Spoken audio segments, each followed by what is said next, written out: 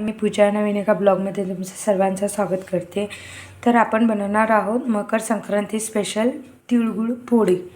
तर त्या तिळगुळ पोळीसाठी मी काय काय घेतले, 1 वाटी तीळ घेतले, सेम तेवढीच वाटी गूळ घेतलाय, 3 वेलची घेतलेले, तूप लागणार आहे आणि याच्या अर्धे निम्मे आपल्याला शेंगदाणे घ्यायचे आहेत। तर कढई गरम करून घेतलेले, शेंगदाणे टाकून घेऊ आणि शेंगदाणे छान गरम करून घेऊ। शेंगदाणे खरपूस भाजायचे आहेत आणि मिक्सर लागणार आहे, मिक्सरचं जार आणि आपलं साधं गव्हाचं पीठ मळून घेतलेलं आहे इथं गुळपोळी बनवण्यासाठी। तर एवढं असं घट्ट बनवायचं, जास्त पातळ नाही बनवायचं। तर शेंगदाणे भाजून घेऊ।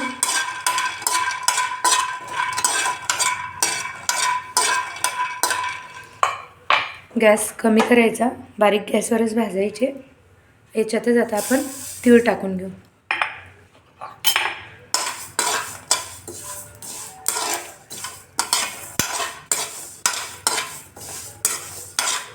तर बारीक गॅसवर भाजायचे म्हणजे छान खरपूस भाजल्या जातील।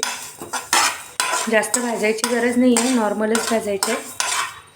यामध्येच आपण आपले वेलची पण टाकून देऊ, म्हणजे शेकल्या जातात, थोडेसे गरम होतात वेलची पण।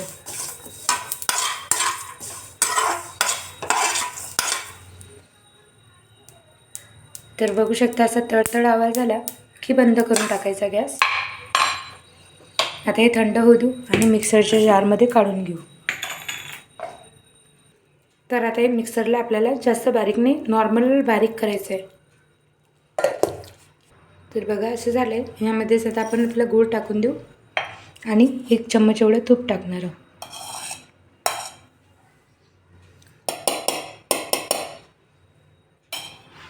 याला पण छान मिक्समध्ये बारीक करून घेऊ मिक्सरमध्ये। तर असं मीडियम काढायचं आहे आपल्याला। हे बघा लगेच असा लाडू वडला जाईल एवढं असं झालं पाहिजे। प्रमाण बरोबर आहे व्यवस्थित। जर गूळ कमी वाटत असेल तर गूळ घालू शकता। तर आता गुळपोळी बनवून घेऊ आपण। तर एवढा आपला चपातीचा गोळा घेतला मी। तर आता याला आपण पुरण जसं भरतो ना तसं याच्या आतमध्ये फिल करून घेऊ, लाटून घेऊ। तर बघू शकता सेम पुरणपोळीसारखंच करायचं आहे आपल्याला। याला असं छान असं जोडून घ्यायचं आणि उरलेला उंडा आहे ना हा काढून घ्यायचा। तर तव्याला मी थोडं तूप लावून घेतले। तर बघा एवढी अशी लाटलेली जाड एवढी ठेवलेली पराठ्यासारखी नॉर्मल, आणि याला आहे ना बारीक गॅसवर भाजून घ्यायचं आहे।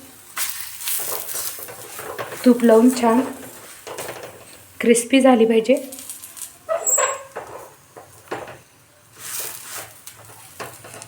जळायला नको। तर बघू शकता छान अशी टम फुगत आहे आपली पोळी, गुळपोळी। तुम्ही नक्की ट्राय करा। मकर संक्रांती स्पेशल छान अशी गुळपोळी। तूप लावून शेकायचं याला, जेणेकरून छान अशी फुगते ती टम अशी। बघा क्रिस्पी भाजायचं आहे, मोठ्या गॅसवर भाजायचं नाही आपल्याला, बारीक गॅसवरच भाजायचं आहे।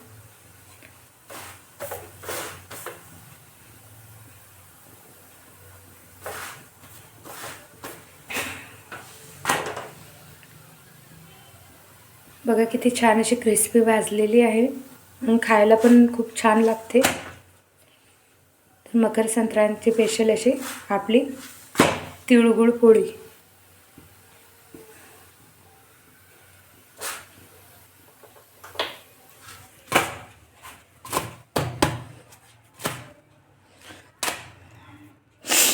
तर बघा किती छान झालेली आहे। मी तुम्हाला खोलून दाखवते। बघा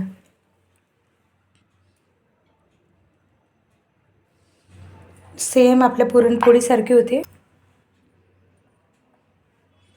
तर बघू शकता हे बघा आतपर्यंत छान आपलं तिळगुळचं बॅटर आहे आणि क्रिस्पी लेअर, आणि खायला पण खूप अतिउत्तम अशी।